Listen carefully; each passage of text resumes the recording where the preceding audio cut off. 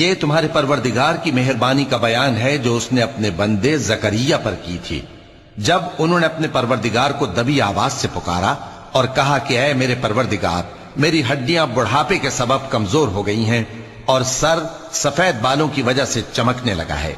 और ऐ मेरे परवरदिगार, मैं तुझसे मांगकर कभी महरूम नहीं रहा और मैं अपने बाद अपने भाई बंदों से डरता हूं और मेरी बीवी बांझ है, फिर भी मुझे अपने पास से एक वारिस अता फरमा जो मेरी और औलाद याकूब की मीरास का मालिक हो।